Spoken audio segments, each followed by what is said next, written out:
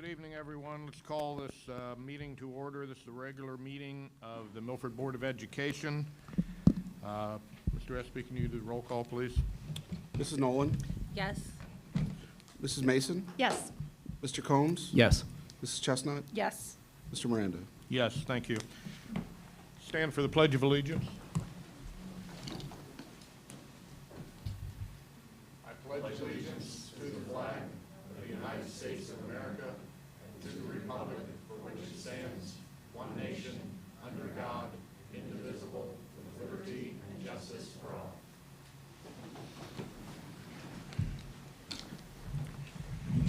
I need a motion to approve the agenda that you have before you. So moved. Second. Discussion, hearing none, call the roll. Mrs. Nolan? Yes. Mrs. Mason? Yes. Mr. Combs? Yes. Mrs. Chestnut? Yes. Mr. Miranda? Yes, thank you. I need a motion to approve the minutes of the special board meeting held last week, September 14th, 2023. So moved. Second. Discussion, call the roll. Mrs. Nolan? Yes. Mrs. Mason? Yes. Mr. Combs? Yes. Mrs. Chestnut? Yes. Mr. Miranda? Yes, thank you. I'm going to turn it over to Mr. Spicer for our presentations for this evening. Thank you, President Miranda, members of the board. This evening we have Mr. Josh Kaufman, Director of Fine Arts, Extracurriculars and Activities. I'm going to turn it over to him. Thank you, Superintendent Spicer and the Board of Education. If I could have our featured artist from Milford High School, please step forward and step over here. And I appreciate the expeditiousness with which you knocked out the opening business this evening, because our first featured artist is a dual threat and is actually grabbing her certificate, shaking some hands, and then heading to Anderson High School. Coach Helms will be very happy to have her there to take the field as our women's soccer team goes against Anderson tonight. So our first featured artist is Avery Cook, who has the charcoal or pencil sketch here. Congratulations.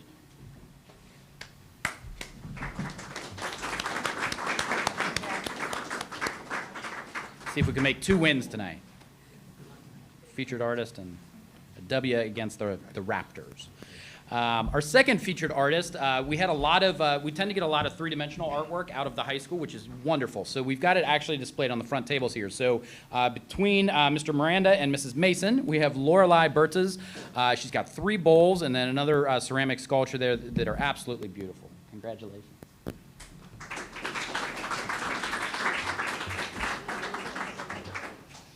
We have Sydney Kirby, who has the other charcoal pencil sketch here, correct? No, I'm sorry, no. Sydney I wrote it wrong in my notes.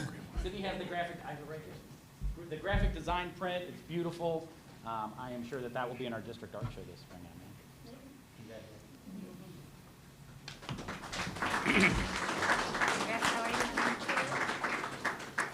Mele Lolo has the other piece of ceramic pottery, the bowl that's up there with the beautiful fluting. And if you look at the detail and the precision of the glaze on it, it's just beautiful. Congratulations. That is amazing.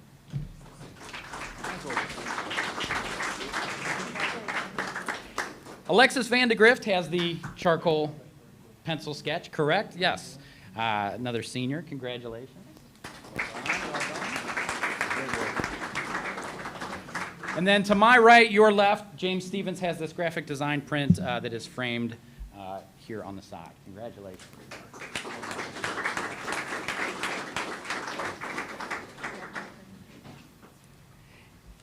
And as you know, I never pass up an opportunity to celebrate the arts here in our district. So I just want to highlight a few things that we've started the year with. As you may have heard, we are taking our fall drama production off-site to the beautiful Peterloon Estate in Indian Hill. While the Z is being renovated. And we initially set out to do a 4-show run. We sold those out almost as fast as we listed the tickets. We added 2 more shows, and those sold out within 48 hours. So 6 shows sold out 2 months before the show even opens curtain, which is pretty incredible. It's going to be a fantastic evening. A lot of people are pulling together. Our food service department is doing the menu for the evening. There'll be hors d'oeuvres and drinks and beverages, kid-friendly drinks, not adult-friendly drinks. They're adult-friendly also, you know what I mean. I've heard this. Our band will debut their halftime show tomorrow night called God Save the Queen. So if you like iconic classic rock, come out and listen to them. And they will take the field for their first contest of the year on Saturday. And also our high school choir will have their first public performance of the year this Saturday. They will kick off the art affair down in Old Milford. So thank you for your support of the arts. It means a lot, as you could tell with the students today. They're very eager to get their artwork back because they're very proud of what they created. So thank you. And I'm a little nervous with all these bowls sitting around here.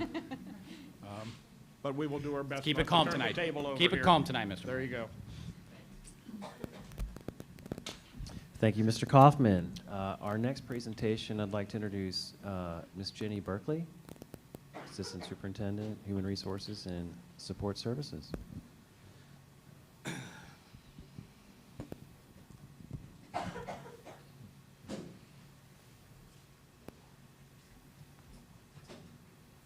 Good evening, President Miranda, members of the board. September is Suicide Prevention Awareness Month. Research indicates that suicidal ideation in young people can unfortunately move from thought to action in a matter of minutes.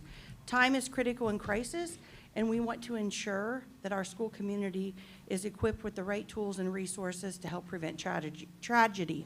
So with that, I'd like to introduce MJ Ostrowski, our mental health coordinator, and she will highlight some of our mental health resources that we have had in place over the past several years, as well as provide an opportunity to know how and where to connect to those resources if in need. Hi, I'm MJ Ostrowski. I'm the mental health coordinator for the district. Thank you for coming tonight and allowing me to speak for a few minutes briefly about our comprehensive mental health services. You want to turn the slide? So first, we just kind of detail out the different levels of services that we have. Usually it starts with meeting with the school psychologist or the school counselor. We can also have small groups with students who've been identified in need. If students are in need of an ongoing service, we collaborate with a couple community partners, as well as we provide our own in-house mental health interventionists. So we partner with Child Focus for our case management and our therapeutic behavior support. They also start with a prevention service just to assess for level of need. We also partner with Best Point Behavioral Health for our individual mental health therapy, as well as we have a provider in each building providing one-on-one support with students who've been identified as far as needing mental health or behavioral support. So you can kind of briefly see the tiers there. We also provide our group-centered therapeutic education, which is either a daily 1-hour session or a 3 times per week at the high school to build extra skills on top of them having a weekly therapeutic session. So here, if you click on the links, if you go to contact us, you can reach several members of our team if you have a need or a concern for your student. Just kind of scroll down for me. And then if you'd like some more detailed information about the different types of intervention that we provide, we have it all listed on the website. I'm also happy to always take a call or an email if you have questions or concerns about recommendations or services.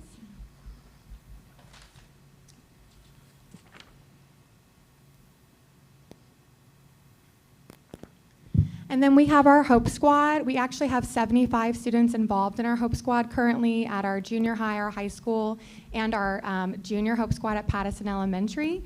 Our Hope Squad is an evidence-based peer-to-peer intervention. Currently, this last month, they were a big part of our mental health awareness game.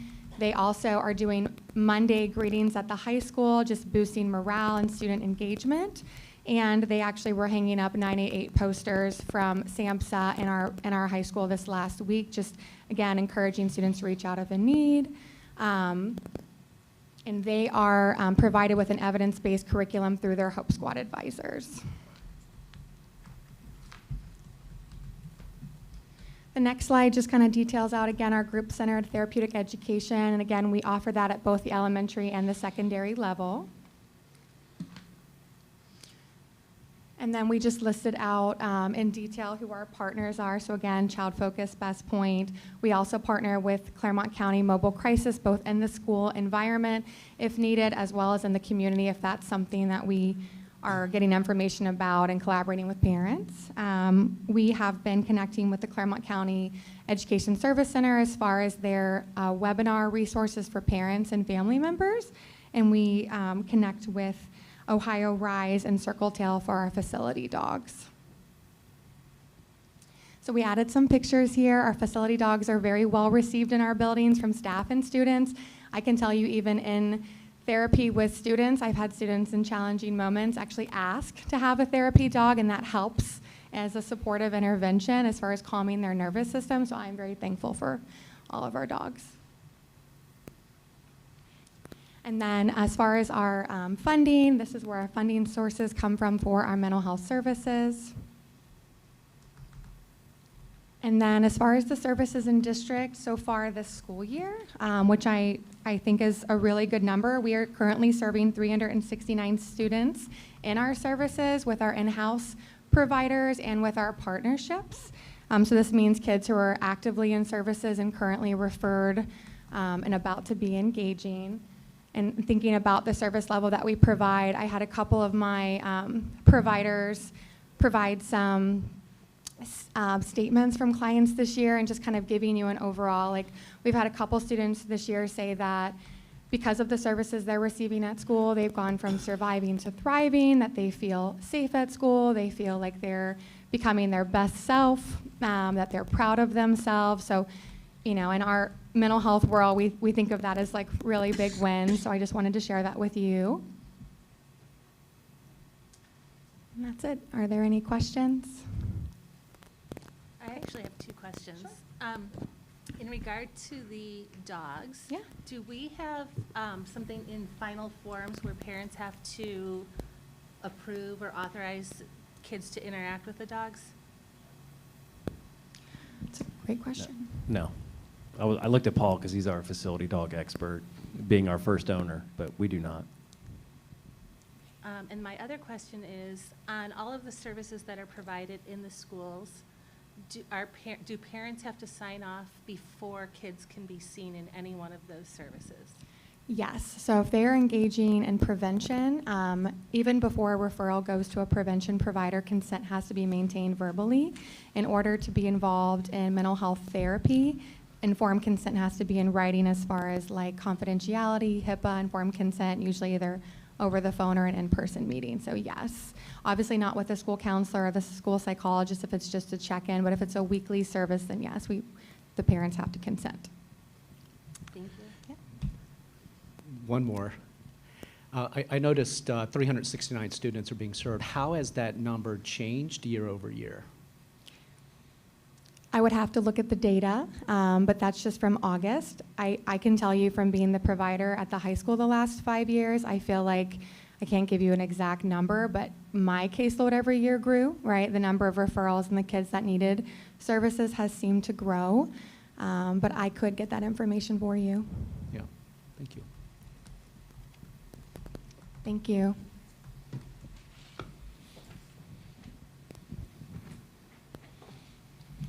Okay, thank you. Moving right along, this brings us to our first public commentary. We have none. We have none? Okay. Let's move on. We'll just now go to the treasurer's report. Mr. John Estey. Thank you, President Miranda, members of the board. I'm happy to report on August and the information that that month, financial information is gleaned. We're 16.6% through fiscal year 24, which is 2 months. All funds are below that 16.6% expenditure out when we're looking at appropriations versus expenditures out, with the exception of our one-time, or what I would call our in and out expenditures. This is tied specifically to the miscellaneous federal grants that we have in Fund 599 and also the athletic fund. This is typically just because they have larger expenditures early on, such as equipment and uniform refresh schedule. And as President Miranda pointed out at our committee meeting, the fall is typically the most heavy athletic season out of the More three. sports. Yes, more sports. Okay, so looking on through expenditures, total expenditures are tracking 36,128 over the forecast. This is due to salaries and benefits and all other expenses. This is really just from the forecast being brought to the board and approved in May, we have some resignations and retirements and correspondent replacements that we didn't necessarily know at that time. So that's leading to the $34,089 in salaries and then associated benefits of $2,039. So this is something that we'll continue to monitor month to month. We look at revenues. Our interest income and state phase-in of the Fair School Funding Plan are causing us to be slightly over revenues.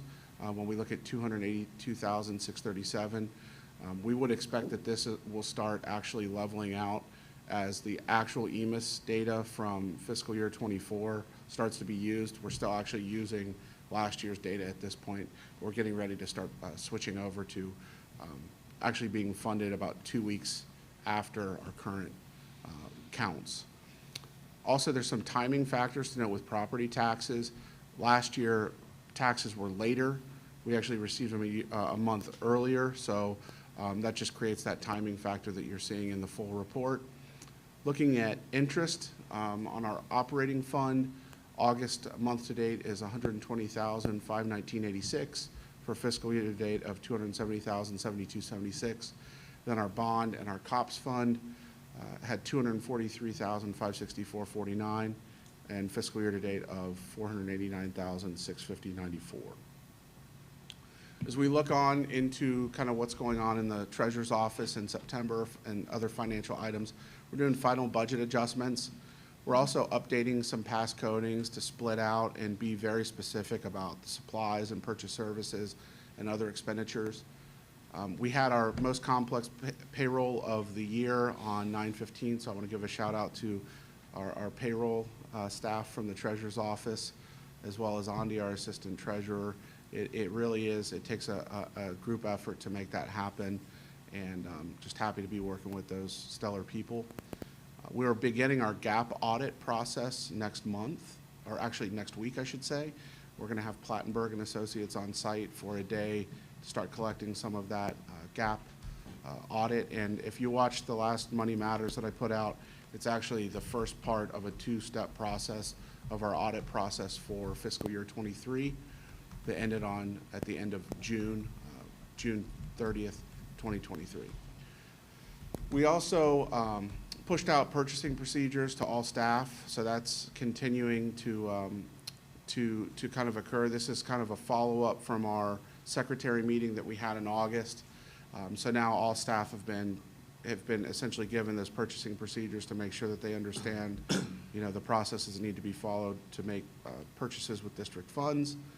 And we're beginning a process to electronically index all of our paper files, including our employee files. Those are going to be actually picked up and scanned, and they're going to be indexed for us to be able to go out and actually use that information, be able to pull it up electronically.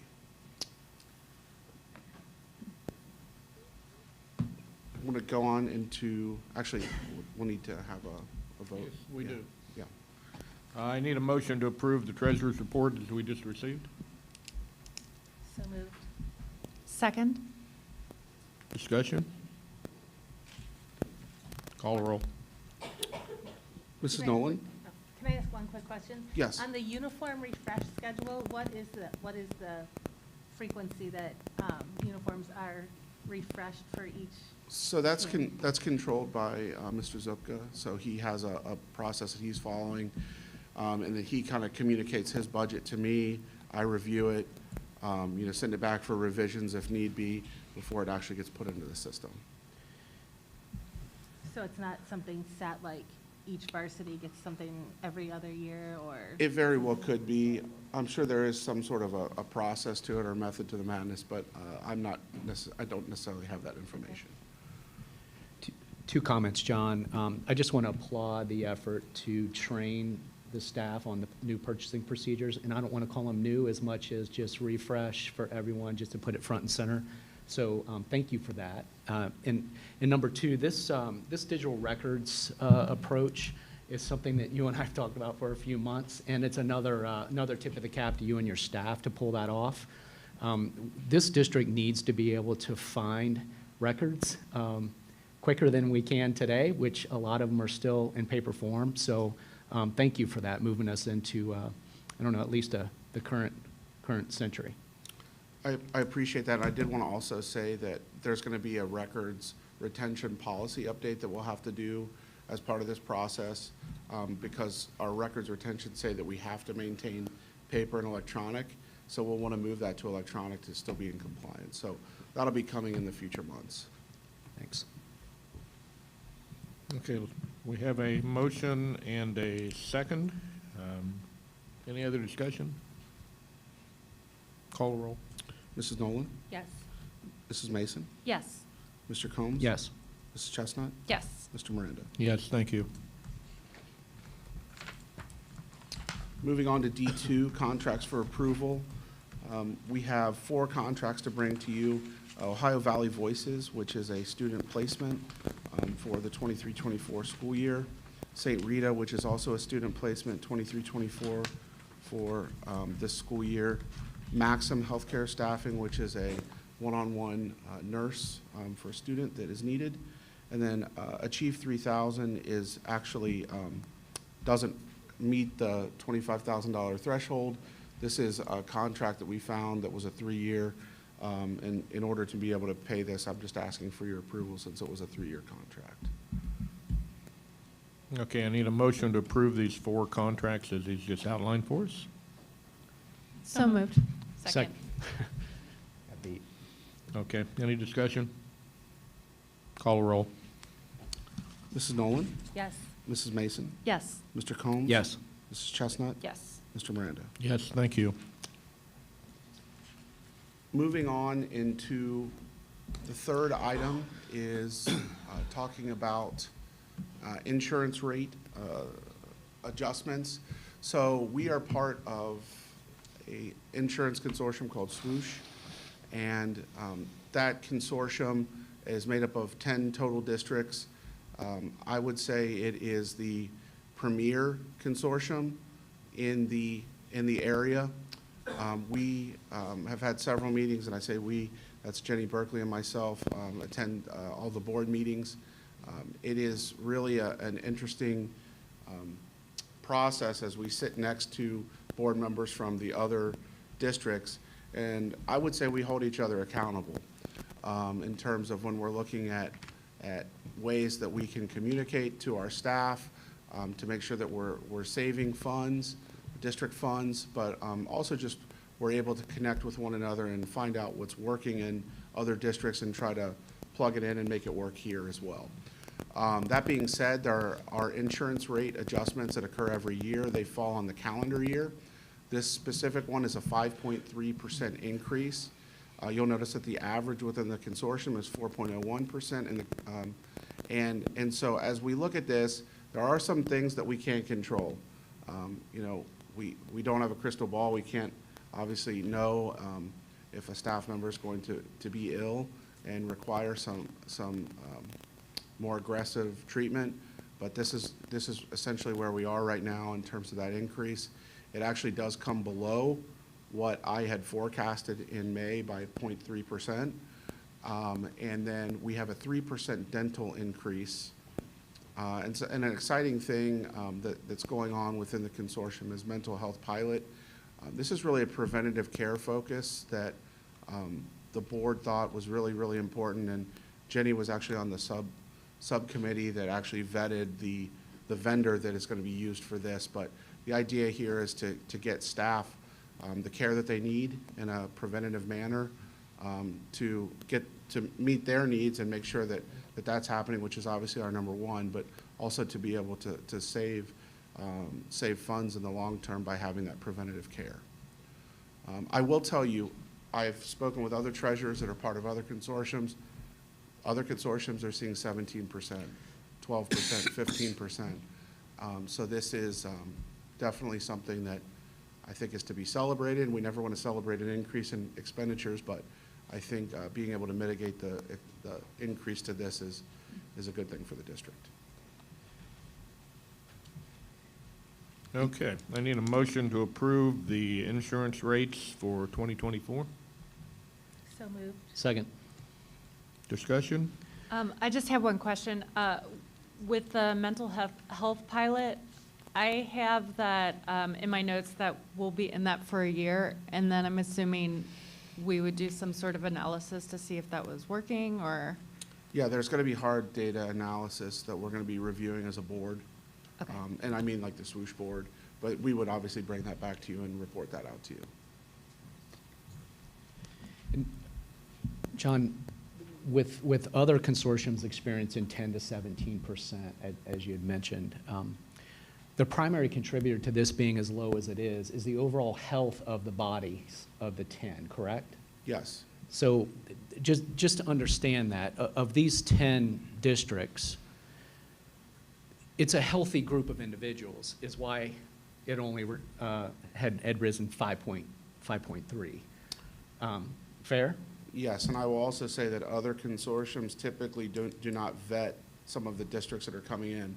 They use just a law of numbers approach of more people will allow the cost to be spread out. But when you let in districts that are not doing things like we're doing, like biometrics, which I believe we're the top district out of all 10 with the number of staff, percentage-based staff that are actually coming to biometrics. So I mentioned this just for any of the staff in the district to know when you talk about celebrating this. We're part of 9 other districts, and we're doing something right by trying to stay healthy as a staff in this district. And I think spend a couple minutes on that, and please keep up the good work. I guess at the end of the day, no one wants to see an increase, especially the guy sitting in this chair. But 5.3 versus 17 is pretty palatable. So thank you. Any other comments? Let's call the roll. Mrs. Nolan? Yes. Mrs. Mason? Yes. Mr. Combs? Yes. Mrs. Chestnut? Yes. Mr. Miranda? Yes, thank you. All right, number 4 is a procurement card rebate. We are required by the Auditor of State to create a report every time we have any kind of rebate. This rebate would just be going towards the bill that we would pay, but we have $3,393.96 from last fiscal year. So we're just asking for your just recognition of that, so we can fulfill the Auditor of State guidelines.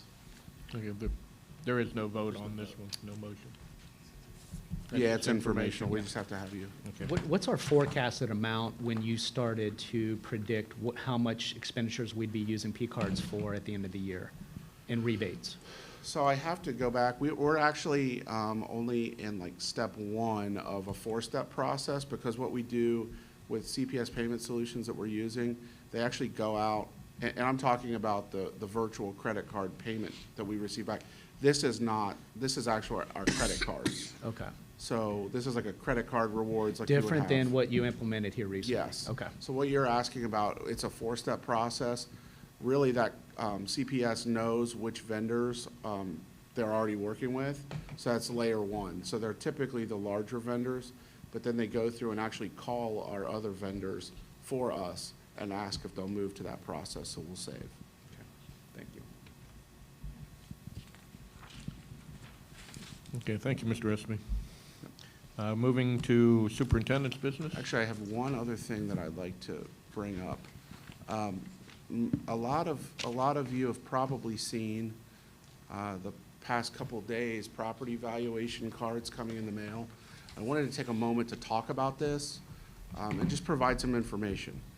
So first I want to talk about House Bill 920. This was passed in 1976. It prevents taxing jurisdictions, specifically school districts, from receiving increased revenue from growth in the market value. So what I've done here is actually shown like 3.99 effective mills at a $100,000 home. That would yield $1,189.65 if, and I'm saying if because our average as a school district was 39% increase in home appraised values.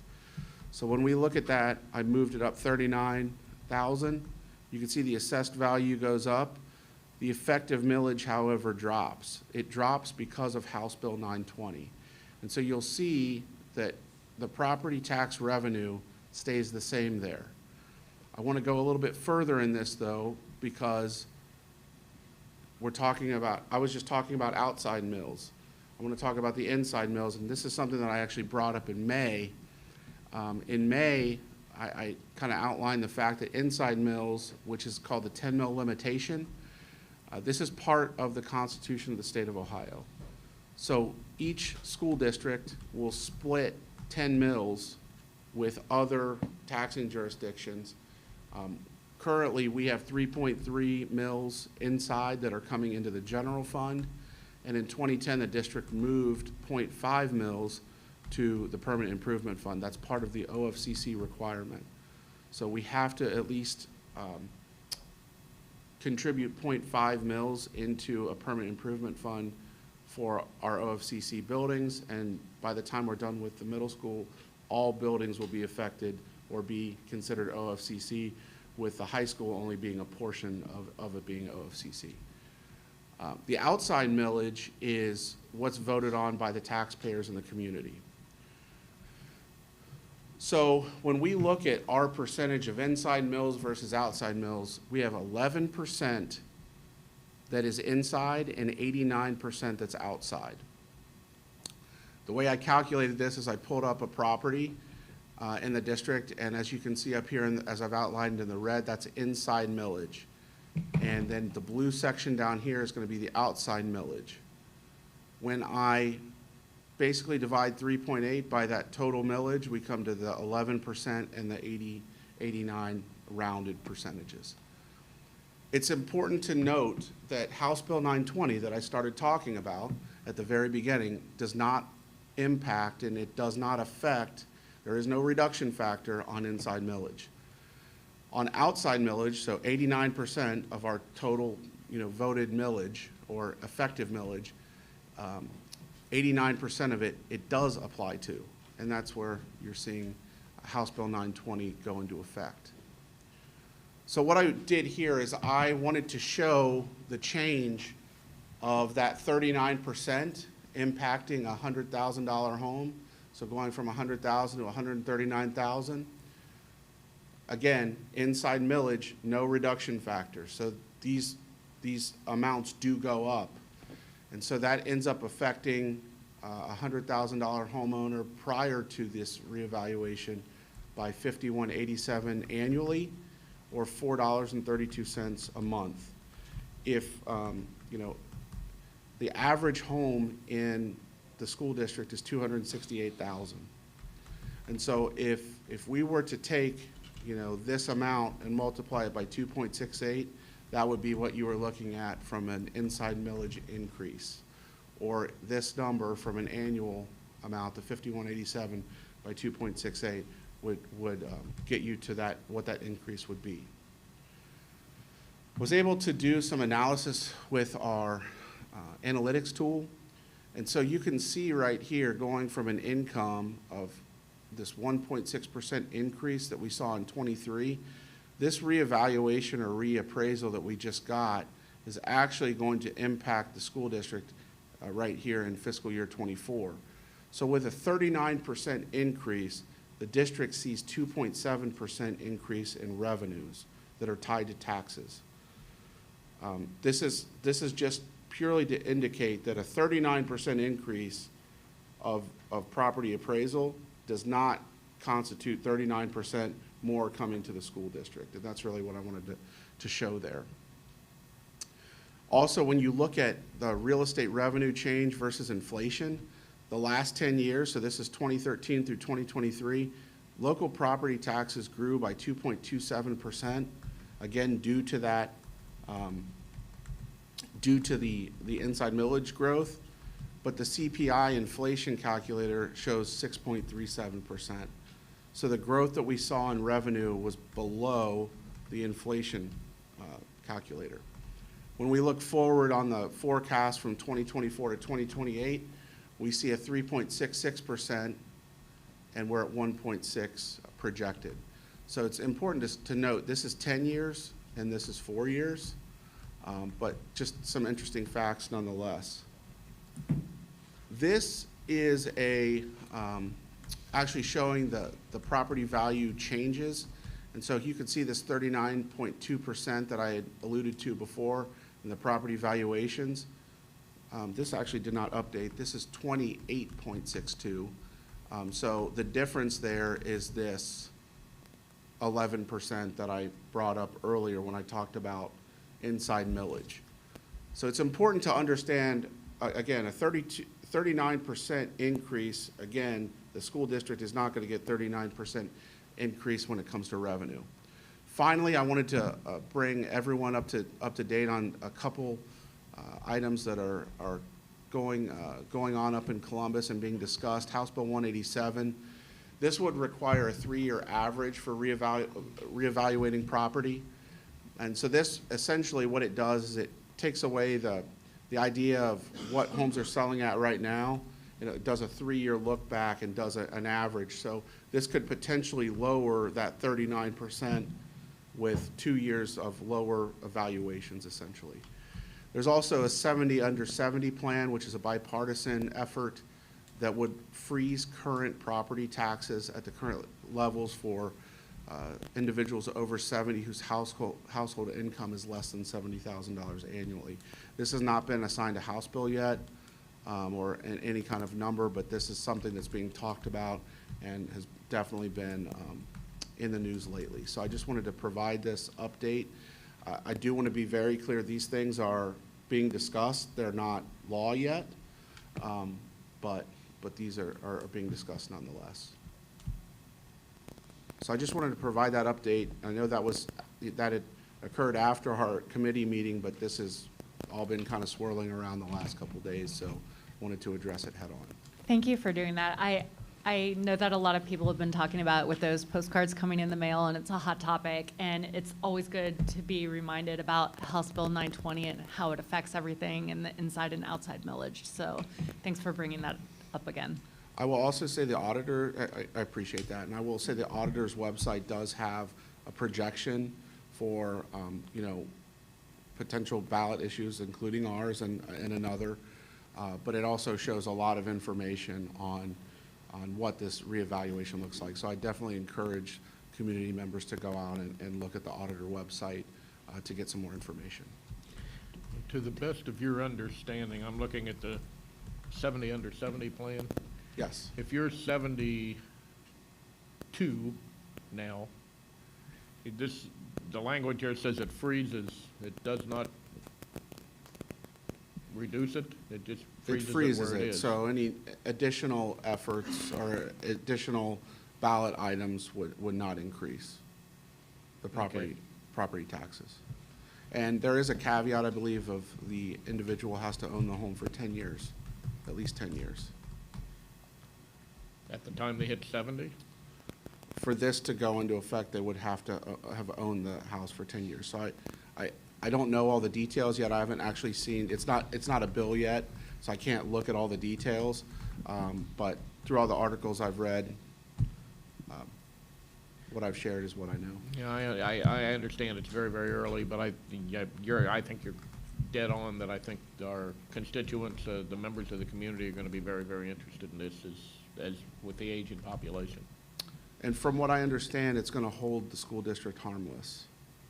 How that occurs, I'm not sure. I haven't seen that yet, but I think the takeaway from all the work that you just presented is that there's not a windfall to the district.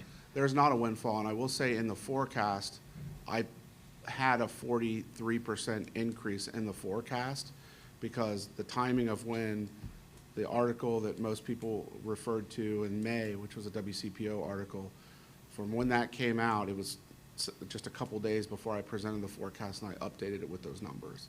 So I think the takeaway, again, there's not a windfall, and the district just needs to continue to look at any and all ways to tighten the belt and stay fiscally responsible. I mean, this clearly shows there's nothing on its way to help bail us out and let us feel like we're swimming in dollars. In fact, it's just the opposite. That's correct, and I also want to point out that there are other districts that are on the 20 mil floor, which is the bare minimum of millage. So some of our neighbors are on that 20 mil floor. I believe there are at least 3 districts in Clermont County that are, and their community members will see If they got a 39% increase in their community, they'll feel 39%. We're not on the floor, so that reduction factor of House Bill 920 kicks in, and it does provide some relief in that regard.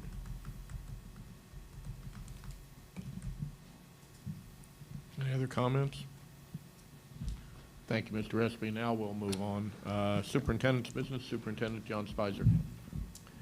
Thank you, President Miranda, members of the board. We have a middle school update today, as well as probably a field house, and I believe Mr. Kaufman would like to share some pictures as well as some maybe updates combo.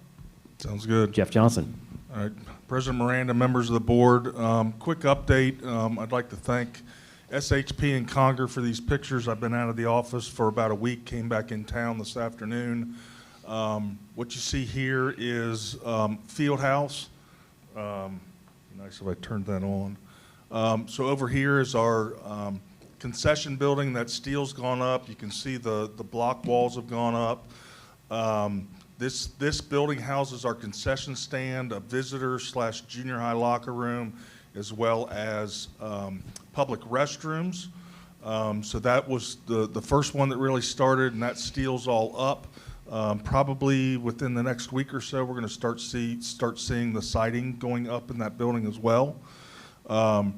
This building here, you can see all the footers, kind of outlines the building. This area right here is where the basketball courts are. There's 3 basketball courts that go down through here. This area right here is our wrestling room that will house 3 wrestling mats. And then our main varsity locker room here, a couple of auxiliary locker rooms and restrooms in this area. And then this area is a coach's office as well as a training room. So that's kind of where the field house, that picture's probably a week and a half old, I would say, about a week and a half old. So this is our middle school. This is the building pad for our middle school. It roughly goes right through here is where the middle school will sit. This area right here, during construction, is going to be a laydown area for all the contractors to store materials, stage things. Eventually, when the building is open, the majority of this area is going to be the main parking lot in front of the middle school. If you've been out there, if you've looked at the plans, we've got a fairly large stormwater retention pond. That stormwater retention pond has been expanded significantly because we needed to borrow dirt in order to finish the building pad. Next summer, when we have dirt from some of the other construction, that dirt will come back and will infill that expansion that occurred this summer. So if you look at that and go, oh my gosh, that's a huge hole, it is a huge hole, but it's not going to be that way permanently. It's significant because we've got a fairly large site. We need to control that stormwater so that as it flows off our property down through the creeks and whatnot, that we don't flood out our neighbors. So that's what that stormwater retention basin is for. This is that first building that I told you about with the public restrooms and everything. This is the underground plumbing that is going in. There's a little bit of underground electric, most of it's plumbing. Once that gets inspected, we're looking at probably having a slab pour next week. So by the end of next week, all this will be a concrete floor. And then I told you that one picture of the gymnasium area was probably a week and a half old. This is, I think, a day or two. Forgive me, like I said, I've been out of town. I did drive through there on the way there. There's been more progress made, but this is the steel going up in that gymnasium area. So things are progressing, things are going well. And just, again, it's kind of some picture updates of what we've got going on there. Any questions? I just wanted to say thanks for sharing the photographs. It's one thing to look at the plans and everything, and it's so much clearer, I think, to see it coming to life, and especially like in scale with the trucks that you see on the property and everything like that. It's really exciting. Jeff, how are we aligned with the schedule? We don't have time to lose, but things are going well. Okay. They've jumped. Part of what Congr's job is and what I work with them on are, I'm not gonna lie to you, some things have slipped, but they've moved things around a little bit to kind of catch up and get ahead in other areas so that our overall schedule, we're looking at being in the right place where we need to be. It's been pretty dry, too. We haven't had much rain. It has been not overly dry for the fall. I mean, in Cincinnati, August and September typically aren't very wet months. One of the challenges with rain events is, I think we all probably remember a couple of weeks ago, we had an unexpected, very heavy rainfall on a Thursday morning. Everybody kind of knows that Thursday's a rain out day because of that rain. What people don't sometimes understand is that that also killed us on Friday. It also killed us on Saturday because things don't dry out overnight. So sometimes those rain events can affect us more than one day. But the contractors are also very good. If they get rained out during the week, but Saturday it's good to go. Our steel erectors were working on Saturday on that building. Because they got rained out earlier in the week, I forget what day it was, Wednesday or Thursday, I think, they came in and they used a makeup day and they worked on Saturday to get ahead. So that they will do that and try to catch up all those days as much as we can when we do have rain events.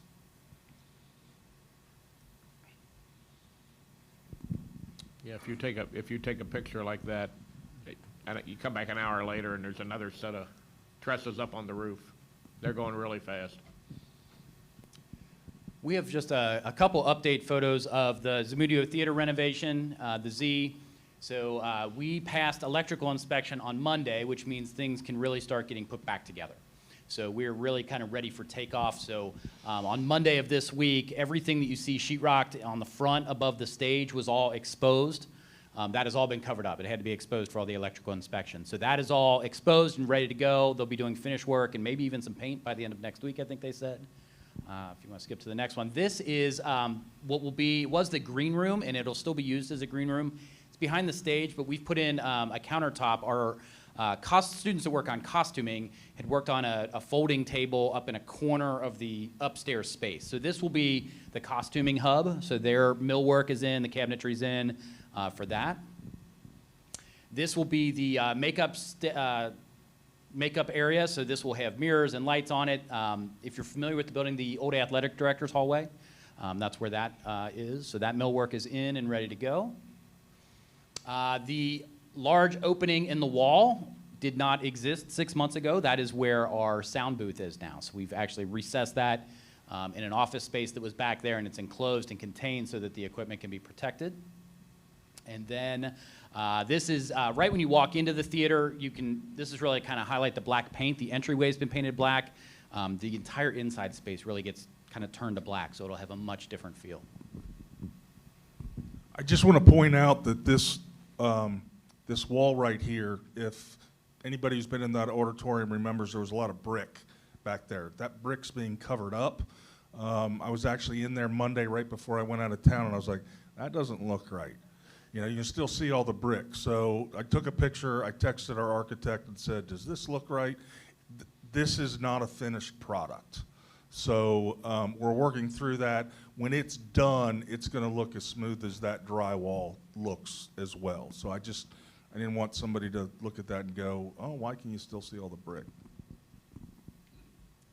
But we are on schedule. It's coming along, and I would imagine the next couple months the pictures will start kind of accelerating in terms of what you see. It's really been infrastructure work, wiring and AV and electrical and all of those things that are happening, but there's not really anything to show you. Now visible things will really start happening. So. Just a question on the costuming space. We have that new area that they can put like the sewing machine stations and stuff. About how many stations are on that? So we believe that we can fit 3 or even 4. We previously only had 1, so students would have to kind of schedule their time around each other to get in there and sew. We don't know if we need 4 yet, but we think we can fit 4 in there. So. And Mr. Combs' question on the nest applies here. How are we doing schedule-wise here? On schedule. So we're looking at January? Yeah, January is, I think. The current schedule shows substantial completion like the 22nd or 23rd of December. Turnover is January 1, Okay, and we are on schedule. that's great. It's a great Christmas present.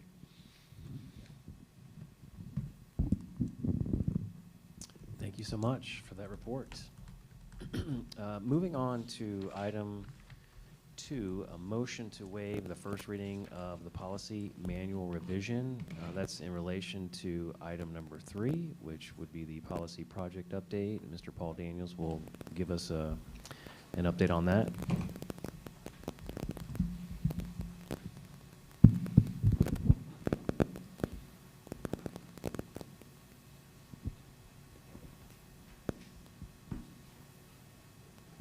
See, I'm already done. What questions have I generated? All right, good evening. I promise this will be just as riveting as all the building projects. And Jeff and I are coordinating our outfits on board meeting night. So I would like to take an opportunity this evening to detail, President Miranda and the board, the opportunity to share with you, the public, the work that we've done over the last 17 months to update the policy manual here in the district. We entered into a contract in May of 2022 for approximately $11,000 with OSBA, that's the Ohio School Board Association. There are 2 organizations in Ohio that are policy arms, and we as a district belong to the Ohio School Board Association. And the goal was to go through a full-scale review of the policies and make sure our handbooks, policies, and district master contracts with our unions all aligned, and that's really important. I couldn't have done this work without my project co-leader, Jennifer Schaefer. She's not here tonight, but the 2 of us worked hand in hand as the liaisons between the board, the admin, and OSBA. I thought it was important for the public to see how many key players were involved. It was the entire administrative office here, both treasurer and academic, as well as members of the Board of Education. A few years ago, when Superintendent Spicer became superintendent, the policy committee was reinstated. Previous to that, we had divided up policies, so if it was aligned to the committee that you were on, the policy was read, but it was never really brought in front of the whole Board of Education through a policy committee. So we did bring that back to the forefront because, as you know, policy lives and breathes from Ohio Revised Code and Ohio Administrative Code, and does come from legislation that is typically passed and signed by the governor. So the policy manual had not been reviewed fully in more than 7 years. We want to be transparent with the public today about high-level changes that we will share publicly. And again, we did throughout the process find that our school handbooks contradicted policy and that some of our policy contradicted contracts. So it was really important, and without Kenna and her team working behind the scenes, we would not have been able to expeditiously handle this in the last 17 months. So for the public's consumption, the policy manual contains 3 things. It contains our policies, and then the regulations are the procedures to make a policy come to life, and then our exhibits are forms. So if you were to go into the policy manual, some exhibits, they are not approved by the board, but they are typically forms. So if you think about a rental agreement to use our space, there's a policy and a regulation. The form captures all that information and is distributed. We also do that for our inter and intra district open enrollment. Recommendations versus required.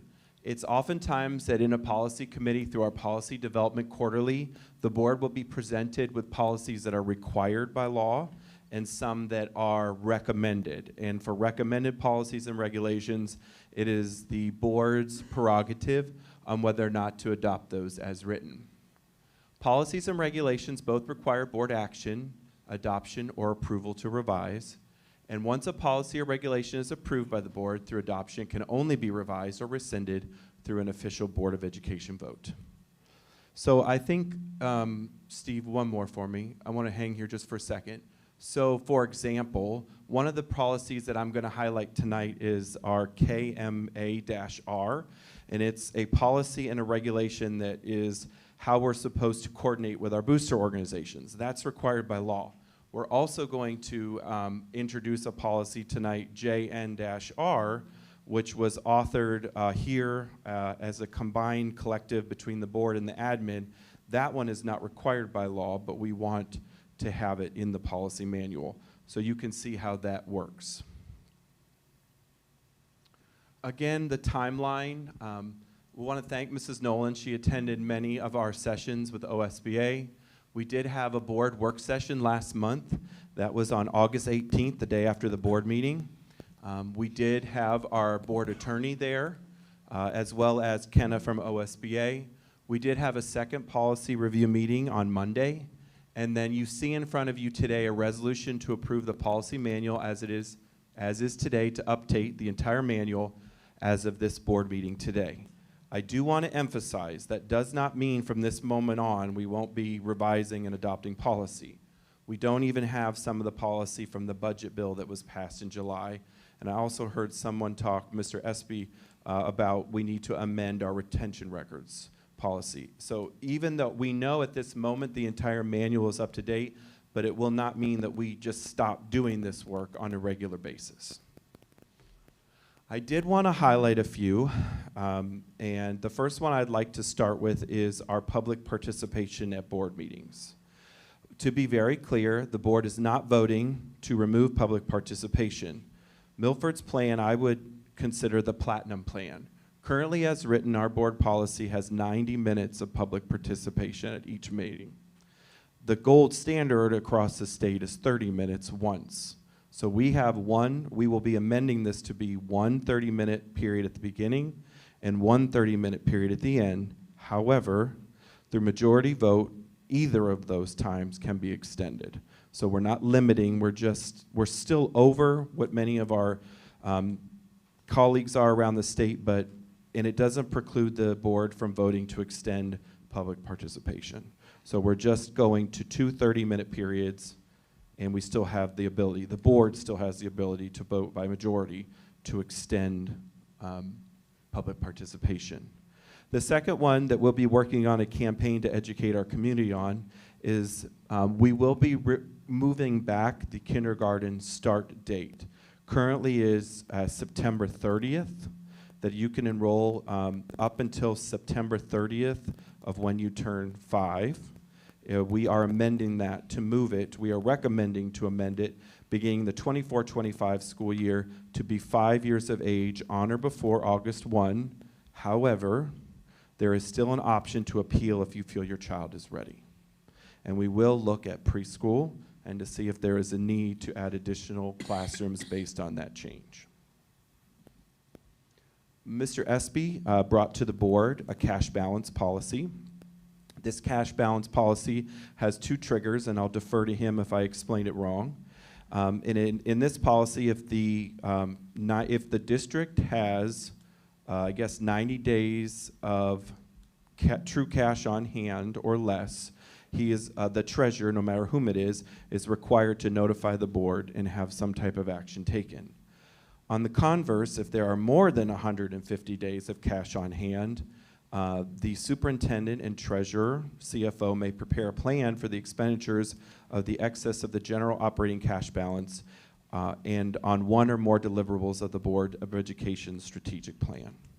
So it's an automatic trigger if we're under the 90 days to notify the board, and it's an automatic trigger of 150 or more to bring to the board ways to meet their strategic plan.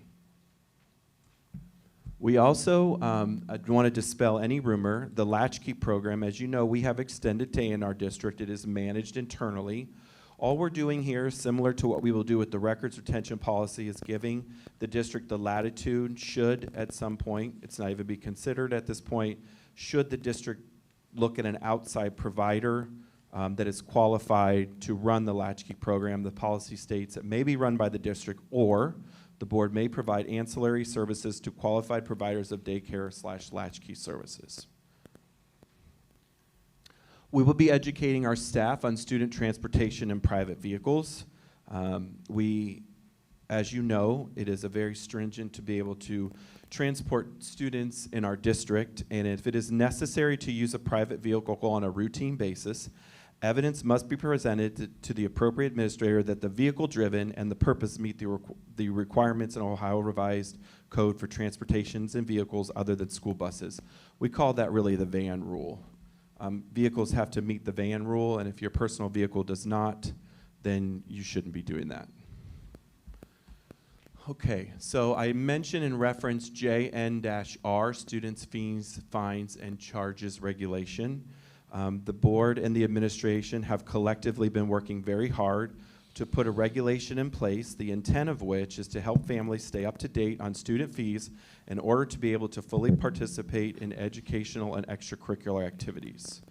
It also details a collection process if you need a payment plan, but it also does outline some denials of participation if you owe fees. Typically, we have waited, or used the arm of graduation would be a better way of saying it. You don't walk or participate in graduation if you have fees, and we don't release your transcripts. But we're also putting checkpoints in place of extracurriculars, non-curricular activities such as not attending prom, homecoming, and dances, the revocation or not permitted to be buying a school parking pass, school recognition ceremonies, so we would see those as transitions between buildings, similar to a 6th grade recognition or a SOAR day. Optional travel undertaken by a school club or group of students outside of school hours. That could be something similar to like National Honor Society. You can't go on that trip if you have fees. You can be withdrawn from AP courses if testing fees are not paid by the test order deadline. That's important because AP, the district, we do what's called pass-through. So we collect the fees and then turn those right over to the College Board. There's no financial advantage for AP fees. We don't add $5 for AP training. It's truly the fee pass-through. And also College Board has an automatic, they send us and ask who is on free and reduced lunch, and they do not charge students for the AP fee. We do offer the luxury of all-day kindergarten here as a district, but there is tuition for that. So if you have not paid your kindergarten tuition or preschool and/or an extended day, you can be withdrawn for those. And also we would look at non-acceptance to all-day kindergarten, preschool, or extended day due to unpaid balances of siblings. And if you're still paying on one Chromebook, we would not issue you another Chromebook. It is important as we move forward that academic fees and fines be considered current before extracurricular activities, We do put in the ability to have a payment plan, and we lay out that that's 15% of your balance due and equal payments of the remaining balance over the next 5 calendar months. The school district may waive fees assessed by the district for instructional materials for students who demonstrate a serious financial need. That will all happen here in this office through a process that will be outlined by our treasurer. And then we do have hardships, and when we send the first bill of notice, the district will put in there how to apply for free and reduced lunch if you qualify, and also demonstrate how you can become current with the payment plan. And then we currently are launching KMA-R.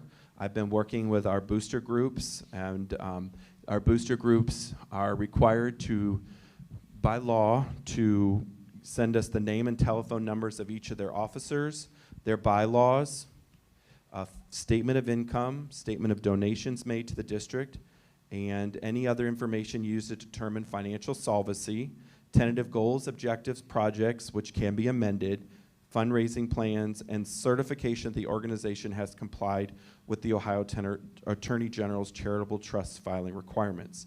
The reason I bring this up is a little later in the agenda, you will see that there are 2 employees that serve on athletic boosters, and in order for them to continue to serve, they need your approval through the regulation, and that was written by law. And then the board did vote to update the handbooks to match policy in 2023. And then, Mrs. Nolan, I did a little research. Our ING-R does allow for animals without parent consent. They must be leashed. They must be Yeah, there's some requirements, so that is in Which there. one is that? I have an extra copy. It's ING-R. It outlines, I think, in the third part. So while I was up here, I thought, since that came up. So, have I generated any questions? Any further clarification? Again, this was not something that we did quickly. It involved every administrator that has direct knowledge and direct areas of policy, as well as what I believe was a very collaborative effort with the Board of Education throughout the process. Paul, I wanted to thank you. I think in the first 2 years before we kind of started this process, I definitely stumbled across a bunch of these inconsistencies, and things were different in handbooks and here over there. And so I think this was a lot of really great work led by you and everybody who helped. I appreciate getting it all as clean as possible until we have to change it again tomorrow, right? And very self-serving. I'd like to thank the members of the board for all the time that they've put in sitting in meetings to go over this. It's a lot of time.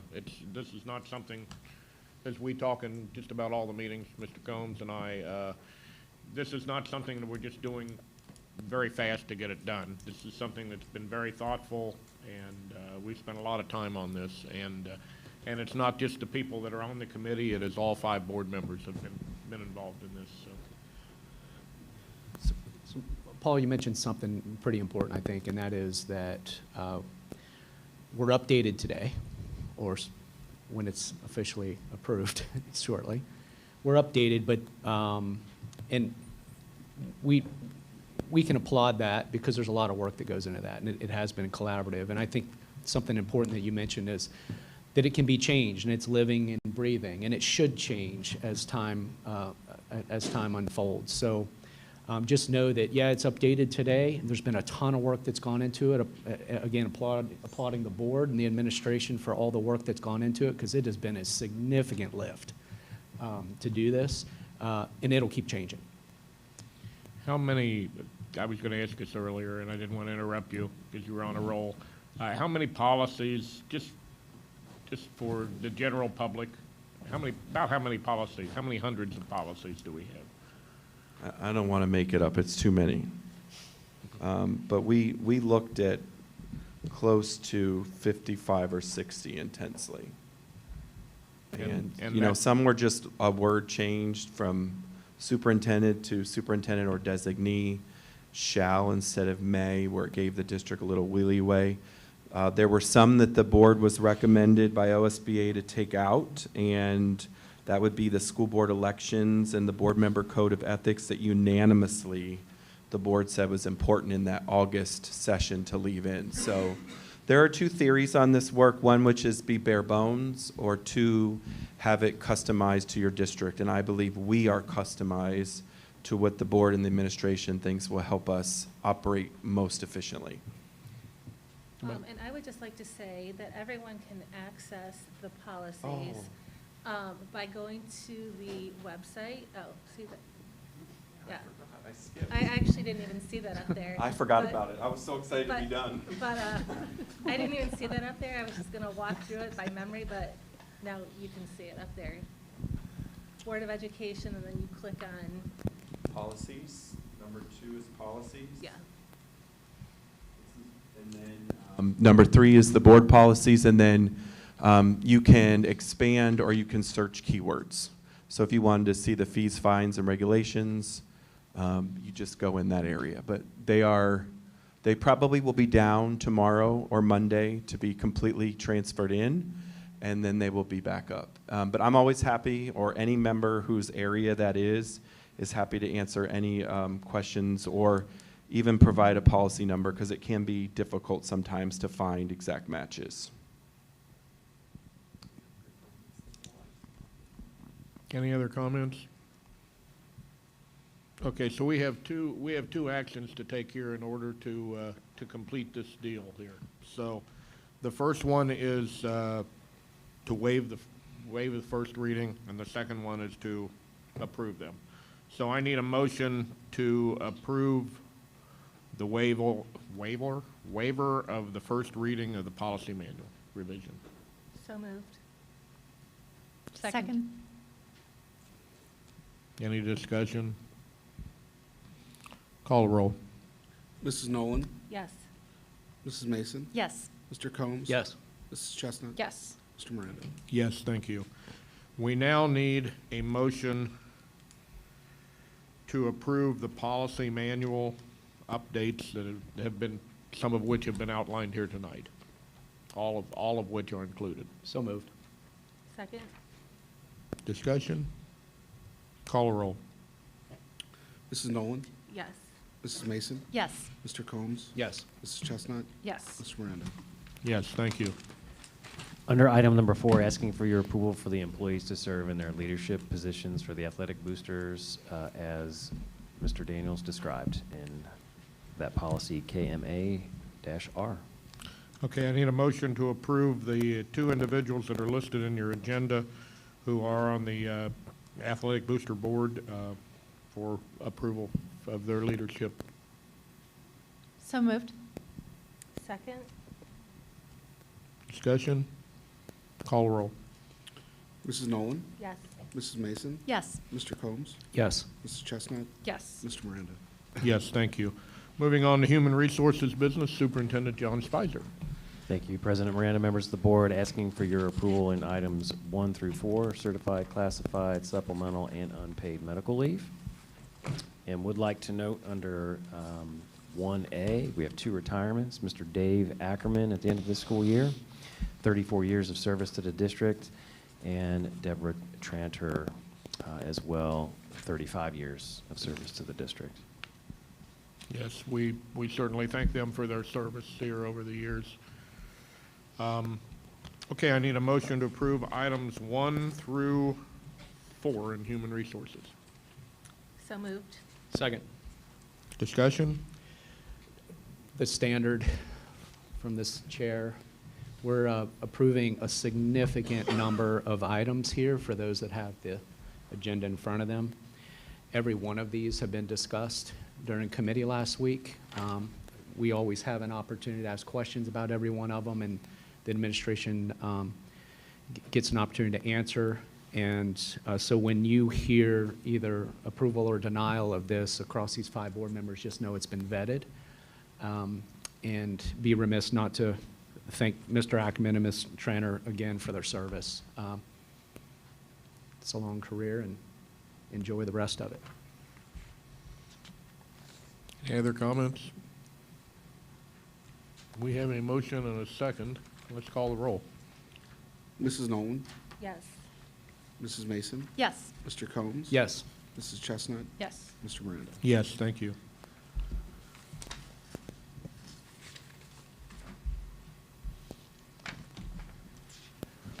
Oh, excuse me, I was looking for another one there. I need we're now going to move on to curriculum instruction. Once again, Superintendent John Spicer. Thank you, President Miranda, members of the board. Under curriculum instruction today, we are asking for your approval of curriculum pay under number 1, and also for a donation from Julie Lindsay, a Milford High School teacher, of 28 copies of an elementary, for each elementary school book, Juliet's Web. Okay, I need a motion to approve items number 1 and 2 in curriculum instruction. So moved. Second. Discussion? Ms. Spicer, do you have any comments on the donation? Miss Lindsay is donating copies of this book. Her friend is the author. It's just a children's book. Okay. Very good, 28 copies of that. Any other comments? Let's call the roll. Mrs. Nolan? Yes. Mrs. Mason? Yes. Mr. Combs? Yes. Mrs. Chestnut? Yes. Mr. Miranda? Yes, thank you. Moving on to business operations, Superintendent John Spicer. Thank you, President Miranda. Members of the board, under business operations, we're asking for your approval of the transportation impractical. Need a motion to approve the fact that transportation is impractical for the two students listed below. So moved. Second. Discussion? Call roll. Mrs. Nolan? Yes. Mrs. Mason, Yes. Mr. Combs? Yes. Mrs. Chestnut? Yes. Mr. Miranda? Yes, thank you. Moves us to our second public participation. Do we have any speakers? I have one. Myra Powers?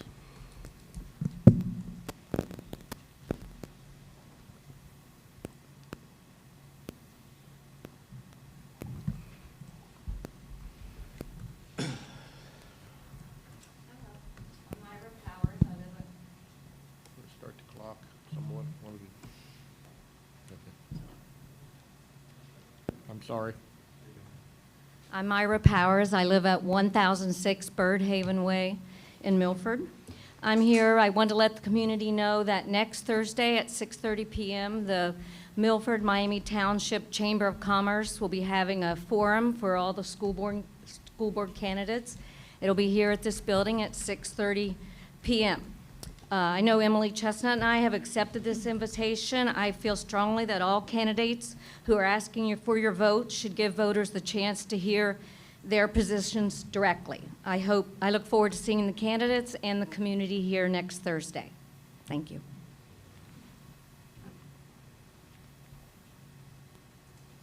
That is all? Yes. Okay, very good, thank you.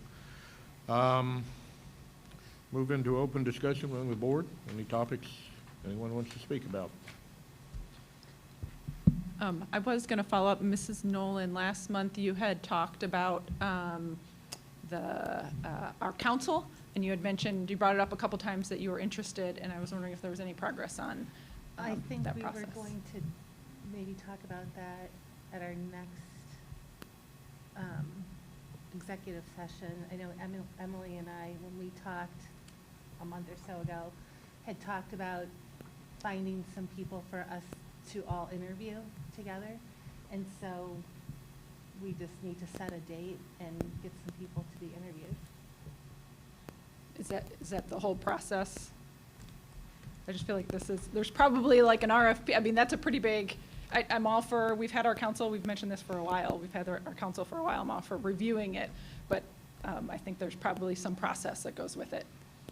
When Emily and I talked last time, which was probably a month or two ago. August. We were going to start with that, interviewing and seeing who we like, and then go through a process if we need to go through a process. I've talked to people from other districts that say you don't really need a process because we don't have a contract with our council. It's an at-will agreement, and we can hire whoever we want, and so we can, when we interview, look at pricing and compare all aspects. Okay. And it's not bad timing, actually, because this process is going to take a few months.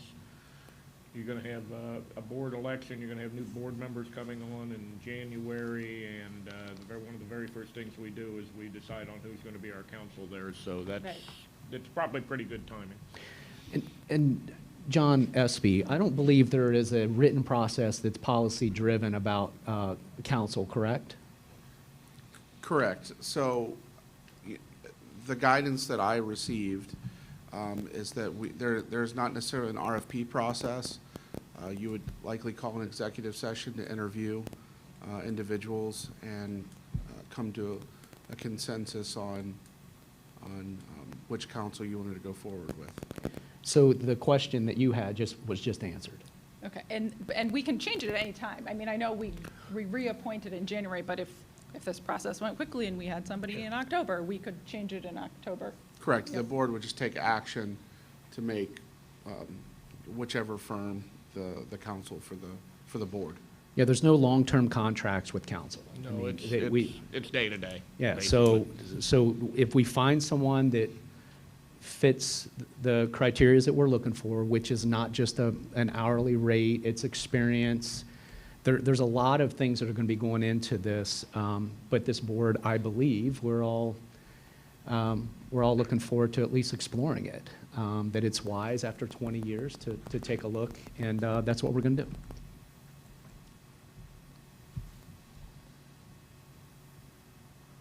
Okay, anyone else?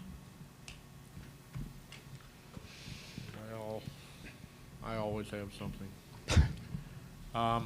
So we'll hit the good news report, and I will try to do this as quickly as I possibly can.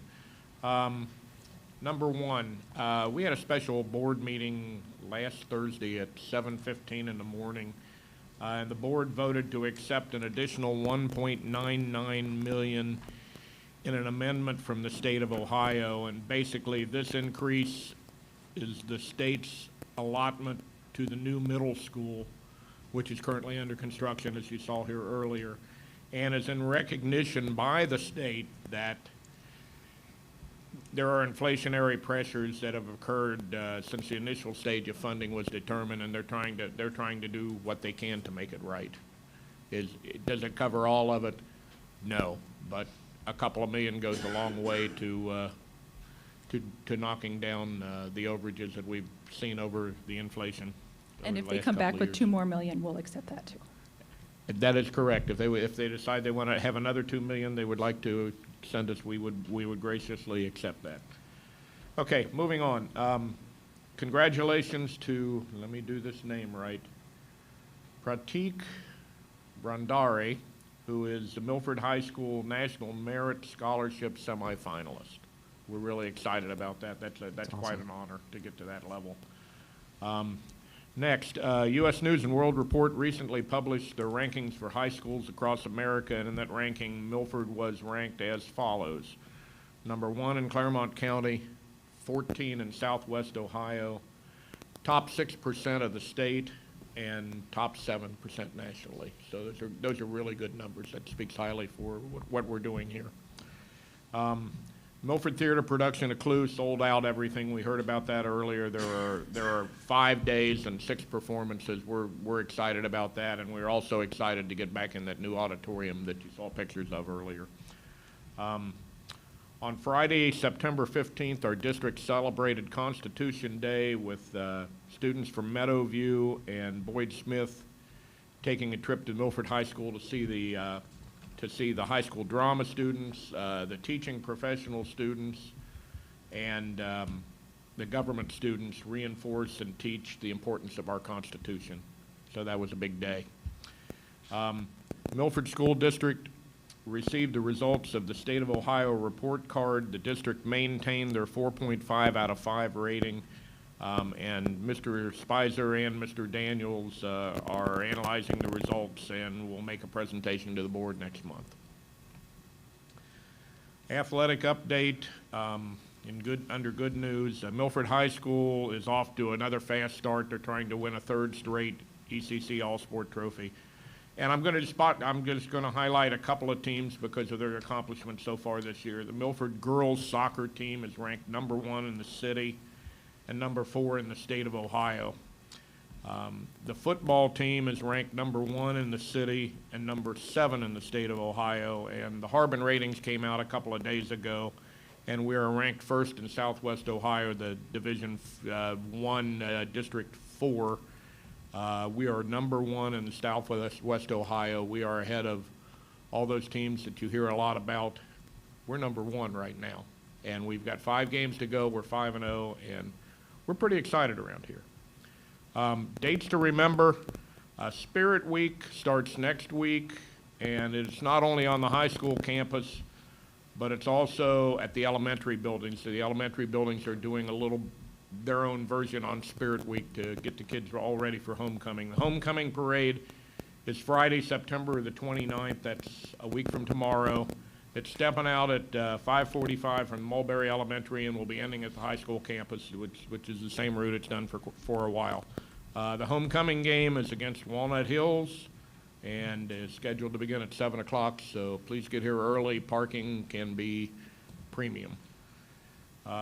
And a couple of more long-term things. Milford Craft Show is scheduled for Saturday, December the 2nd from 9 to 3:30. Over 200 crafters will be selling their wares throughout the high school building. And this is the largest craft show in the tri-state area. And finally, Milford Flight Night is scheduled for Thursday, March 14th, 2024. So we're already looking into next year. Events organized by the athletic boosters and will, with the proceeds going to Milford Athletics, general general pot of money for whatever is needed. This year's guest speakers are Baseball Hall of Famer Tony Perez and Reds great Davey Concepcion. So we've got a couple of really high talented people from the Big Red Machine. Tickets go on sale after the first of the year. It's a great event, so if you can figure out how to attend it, let's do that. That is all I have. Anyone have anything else? I have one thing. The Milford Schools Foundation, who supports our schools very much, they also have their Night of the Stars Gala coming up, and you can find information on their Facebook page for that if you want to attend. They do a lot of really great things for our schools. Wednesday, October the 3rd. The 4th. Yeah, that too. October the 4th, I'm sorry. No, not that. I have to fix my calendar now. Okay, next, concluding this meeting here, the next regular board meeting is Thursday, October 19th, 2023, in this room at 6 p.m. The board is now going to go into executive session to consider the appointment, employment, dismissal, discipline, promotion, demotion, or compensation of a public employee or official, or the investigation of charges and complaints against a public employee, official, licensee, or regulated individual, unless the employee, official, licensee, or regulated individual requests a public hearing by division. I need a motion to move into executive session. So moved. Second. Discussion? No, we don't have discussion on executive session. Let's call the roll. Mrs. Nolan? Yes. Mrs. Mason? Yes. Mr. Combs? Yes. Mrs. Chestnut? Yes. Mr. Miranda? Yes, for the public and the people that are here in this room, we will not be coming back after executive session. We will adjourn from in there. There will be no votes taken. So we appreciate you coming out tonight. Thank you for your time, and have a good rest of your evening.